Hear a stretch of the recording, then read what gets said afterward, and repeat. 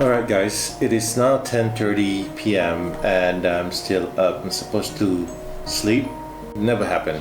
I actually went through the footage that I took like last week on exactly the same thing that I'm doing now. It turns out that my footage was really bad. I was supposed to do some editing today, but I don't think I wanted to actually go into that anymore since the footage was simply really bad.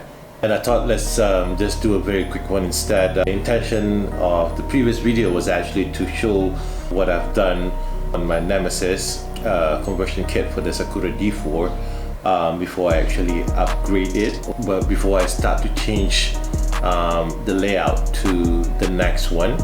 Before that, I actually did a quick unboxing previously where I highlighted on DSRacing's transmitter skin. I've done the MT44 decals, the skin, but I probably just want to show you close up on how it actually looks like. Pretty sure that there's a lot of videos or reviews out there showing the end product of the decal on the MT44. Tips on how to do this properly. You don't want your fingerprints to be imprinted onto the decals when you're transferring it or you're applying the decals onto your transmitter. So the two tools that I would suggest you to have would be a hobby tweezer and a hobby knife or X-Acto knife. This is it. This is the MT44 with the DSRacing decals on it. There's a few more panels on the decal sheets that I didn't transfer onto the transmitter. One big panel would be covering this the LCD, and there's a few smaller bits of the decals that I wasn't really sure where to place them. So if you wanted to get the decals from DSRacing, please do get in touch with DSRacing via the Facebook page or Instagram, or you can actually just DM me if you. I'll do my best to help you out. So on to the chases. It's been a year since I've had this kit from DSRacing, and thank you DSRacing for giving me the opportunity to actually run on this. It is an absolute beast, especially when it comes to carpet, to be honest with you. This thing is really heavy. This aluminum components that comes with the conversion kit are all made of aluminum. So it's best to try to keep the weight to its very minimum without compromising the performance of the kit. So I ended up like swapping a lot of the metal parts with the plastic ones from various kits, especially from Yakuma YD2. I did make a blog on my first impression on the build of the Nemesiz kit. So if you've not seen that blog, please do check out the link down in the description below. Kit has gone through a few layout changes. Default battery on Nemesiz kit is in parallel to the deck, so it's supposed to be running that in that direction. It worked out well for me when it comes to carpet surfaces.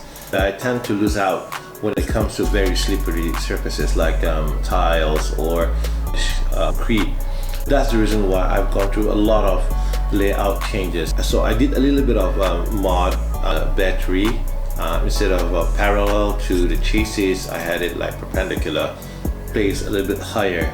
It gives me the effect that I've always wanted, a fast and aggressive switchbacks. Other than having the battery in this layout is motor mount by RevXS Customs. It actually helps me a lot.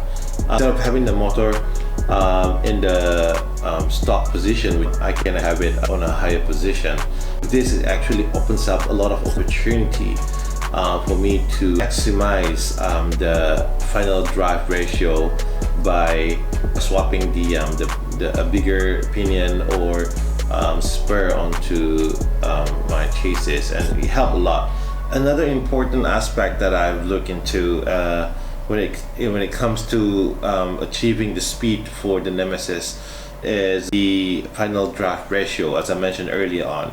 And one of the things that I really look into was the internal gear ratio by swapping the pulleys. I think that is something that I will cover probably in another video once I'm able to do that. Yeah, that's pretty much on the layout. Let's go through quickly what I will be doing. For the next layout change, I'm thinking of lowering down the lipo position onto the lower deck instead of having it this high. To achieve that, since I've got my ESC on top of the bottom deck, I will be moving the ESC all the way to the back, the rear diffuser, and for that I will be using RevXS Next rear ESC mount. It will sit nicely onto the rear diffuser. So if you wanna grab one of these, you can check it out at Banzai Hobby or any other online stores or your local RC shop that actually carries RevXS Next products. The other thing that I'm gonna do is to replace the big bore dampers with that of Cutis from RCTheta.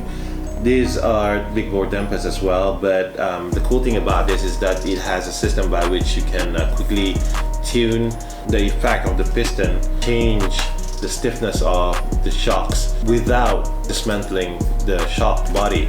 And for sure I'll be using DSRacing shock oil to fill up the shocks in this. Last but not least, the highlight of this vlog would be the servo / gyro from RCTheta. I'm looking forward to replace the servo that I have currently with this. Just in case you don't know, RCTheta developed this 2-in-1, I can say, servo that serves the purpose of a servo and a gyro, both of them in one casing. So that's something cool. It definitely would save a lot of space. The way you adjust the gyro, I'm not really sure about the servo, but you can actually connect this to an application on your phone via NFC, so you can actually adjust this wirelessly. So pretty much that's that for today. I hope you guys enjoyed this quick video. If you have any inquiries on whatever I've talked about, please do drop by a comment, or you feel free to DM me as well.